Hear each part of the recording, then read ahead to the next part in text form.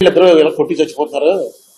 రోజు రిపోర్ట్ ఇస్తుంటాడు సంజయుడు వచ్చి, ఇవాళ 5 చచ్చిపోయారు నీ కొడుకులు, ఇవాళ 10 మంది చచ్చిపోయారు అంటే ధృతరాష్ట్రుడు అడుగుతాడు, ఏంటి ఇది అసలు ఇలా కొట్టి చచ్చిపోవడం ఏంటి, గొడవ ఏంటంటే భూమి కోసం నాయన, ఈ భూమిలో మణులు ఉన్నాయి, వజ్రాలు ఉన్నాయి, వైడూర్యాలు ఉన్నాయి, నీ బొక్కసం కోసం, దాంట్లో ఉన్న డబ్బు ఉంది, రాజును కొట్టుకునేది ఎప్పుడైనా సరే దీనికోసమే కొట్టుకుంటారు, ఇది సహజం, సృష్టి ఇది అన్నాడు. చదువుతుంటే నాకు అనిపించింది ఇప్పుడు కూడా అదే, మనకో మన వాళ్ళకో మంచి చేసుకోవటం కోసం ప్రజల ఓట్లు రావడం, పూర్వం బాణాలు కత్తులు అది వేసుకెళ్ళి గన్లు వేసి పేల్చుకునేవారు, తీసి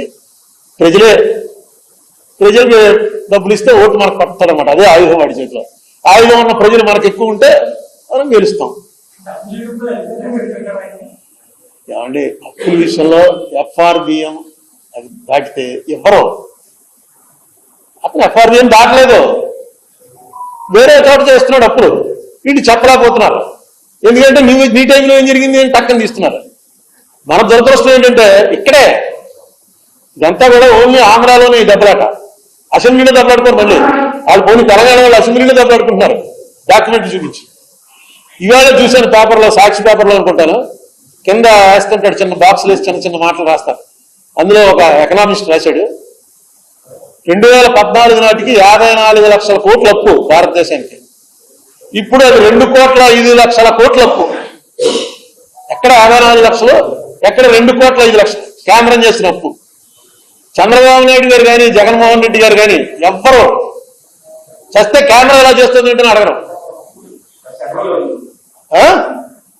చస్తే మాట్లాడరాదు. ఆయన అప్పు చేశాడు, ఈయన అప్పు చేశాడు, పోనీ దాంతోపాటు కేంద్రం కూడా ఇలాగే దేశాన్ని అంతా అమ్మేస్తుంది, ఇలా అప్పు పాలు చేస్తుంది ఒక్క మాట అనరు. దీనికి చాలాసార్లు చెప్పాను, మళ్ళీ చెప్తున్నాను, అప్పు 2 రకాలు ఉంటుందండి. ఇగో రెవెన్యూ ఎక్స్పెండిచరు, క్యాపిటల్ ఎక్స్పెండిచర్ అని 2 ఉంటాయి. ఇది ఇంతకుముందు స్టోరీ కూడా చెప్పాను. వాడు వెళ్ళి ఒక భూమి కొన్నాడు, ఎక్కడ 500 గయ్యాలు రిటైర్ అయ్యాక కట్టుకుందామని కొన్నాడు. కొని దానికోసం అప్పు చేయడం మొదలెట్టాడు కట్టడానికి. ప్రతి వాయిదా కట్టాలిగా బ్యాంక్కి, వాడికి వచ్చే జీతం సరిపోవట్లేదు. నీ దగ్గర పక్క వాడి దగ్గర రూపాయి వడ్డీకి అప్పు తీసుకున్నాడు, ఇంకోటి దగ్గర రూపాయల వడ్డీకి అప్పు తీసుకున్నాడు, దాని EMIలు కడుతున్నాడు. దాని రేటు దీనికన్నా ఫాస్ట్గా పెరుగుతుంది అనుకో, వాడు చేస్తున్న పని కరెక్ట్, క్యాపిటల్ ఎక్స్పెండిచర్ అవుతుంది. అది లేకపోతే రెవెన్యూ ఎక్స్పెండిచర్ అయిపోతుంది. ఇల్లు కట్టుకున్నాడంటే, ఇల్లు కోసం అప్పు చేసాడంటే అంటే అయిపోయింది. ఇప్పుడు మన వాళ్ళు చేస్తుందంతా రెవెన్యూ ఎక్స్పెండిచరే. క్యాపిటల్ ఎక్స్పెండిచర్ చంద్రబాబు గారి టైంలో కానీ ఇప్పుడు కానీ ఎప్పుడు కూడా క్యాపిటల్ ఎక్స్పెండిచర్ 25% దాకా రాలా. మీరు కాంగ్రెస్ గవర్నమెంట్ ఎప్పుడైనా చూసుకోండి, ఆంధ్రాలో 25% అవ్వకపోతే అక్కడ తీసేస్తారు సీఎంని. అక్కడ వేరే సెల్ ఉంటుంది ఢిల్లీలో, వాళ్ళు ప్రతిదీ చూసుకుని 25% రాలేదు అని అంటే ఒక వార్నింగ్ ఇస్తారు. నేను వెళ్ళి పాండిచ్చేరి సీఎం గారిని తప్పించి వైద్యరంగాన్ని సీఎం చేసింది నేనే ఇన్ఛార్జిని. నేను చెప్పాను, అతను చాలా పాపులర్ లీడర్ రంగస్వామితో జనం ఉన్నారండి, మార్చొద్దండి. కానీ ఇదో తగ్గిపోతుంది మొత్తం. ఎలాగ మిగతా స్టేట్లు కూడా మొదలెడతాయి, ఎలాగైనా సరే ఆయనకి వెళ్ళి వార్నింగ్ అయ్యింది. ఆయన నా వార్నింగ్ లెక్క చేయలేదు, పార్టీ పెట్టి నెగ్గేశాడు. ఆయన వాడిని సీఎం అయ్యాడు, ఇప్పుడు సీఎం అయినే.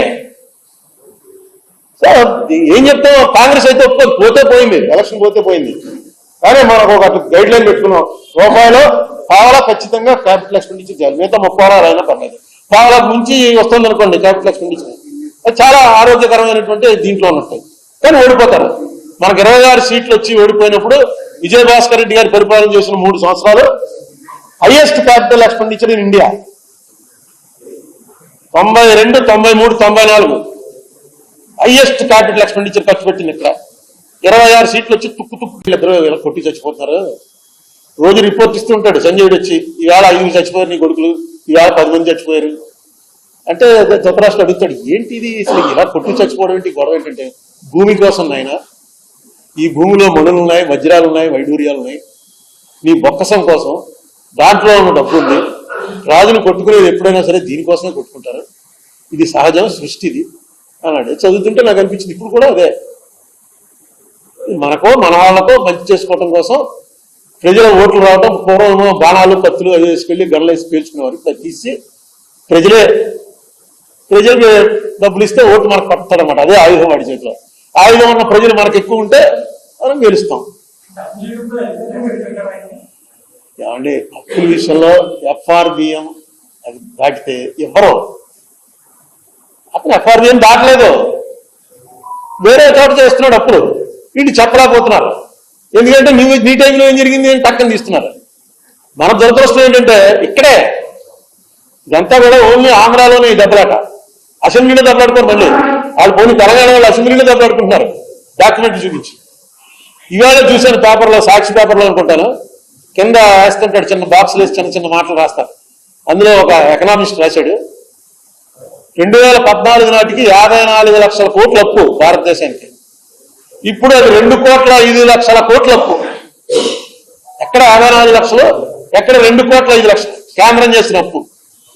చంద్రబాబు నాయుడు గారు కానీ జగన్మోహన్ రెడ్డి గారు కానీ ఎవ్వరు చేస్తే కేంద్రం ఎలా చేస్తుంది ఏంటని అడగరు. చేస్తే మాట్లాడరాదు. ఆయన అప్పు చేశాడు, ఈయన అప్పు చేశాడు. పోనీ దాంతోపాటు కేంద్రం కూడా ఇలాగే దేశాన్ని అంతా అమ్మేస్తుంది, ఇలా అప్రూపాలు చేస్తుంది అని ఒక్క మాట అనరు. దీనికి చాలాసార్లు చెప్పాను, మళ్ళీ చెప్తున్నాను. అప్పు 2 రకాలు ఉంటుందండి.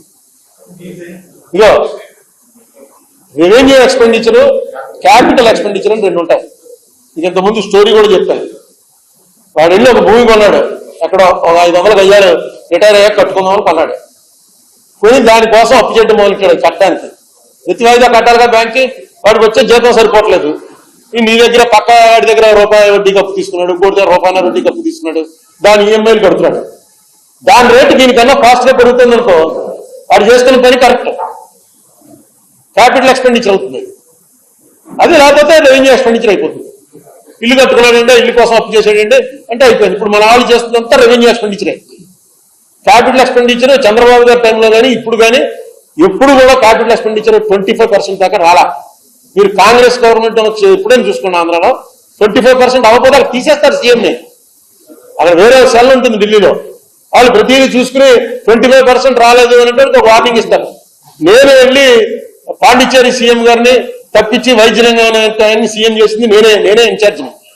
నేను చెప్పాను, అతను చాలా పాపులర్ లీడర్ రంగస్వామితో జనం ఉన్నారండి, మార్చొద్దండి. కానీ ఇగో తగ్గిపోతుంది మొత్తం. ఎలాగ మిగతా స్టేట్లు కూడా మొదలెడతాయి. ఎలాగైనా సరే ఆయనకి వెళ్ళి వార్నింగ్ చేయండి అని నా వార్నింగ్ లెక్క చేయలేదు. పార్టీ పెట్టి నెగ్గేశాడు. ఆయన అన్ని సీఎం అయ్యాడు. ఇప్పుడు సీఎం ఆయనే. సో ఏం చెప్తాం, కాంగ్రెస్ అయితే పోతే పోయింది, ఎలక్షన్ పోతే పోయింది. కానీ మనకు ఒక గైడ్ లైన్ పెట్టుకున్నాం, రూపాయలు పావలా ఖచ్చితంగా క్యాపిటల్ ఎక్స్పెండిచర్ చేయాలి. మిగతా 30 అయినా పర్లేదు. పావలకు మించి వస్తుంది అనుకోండి క్యాపిటల్ ఎక్స్పెండిచర్, అది చాలా ఆరోగ్యకరమైనటువంటి దీంట్లో ఉన్నట్టు. కానీ ఓడిపోతారు. మనకు 26 సీట్లు వచ్చి ఓడిపోయినప్పుడు విజయభాస్కర్ రెడ్డి గారి పరిపాలన చేసిన 3 సంవత్సరాలు highest capital expenditure in India. 92, 93, 94 highest capital expenditure ఖర్చు పెట్టింది. ఇక్కడ 26 సీట్లు వచ్చి తుక్కు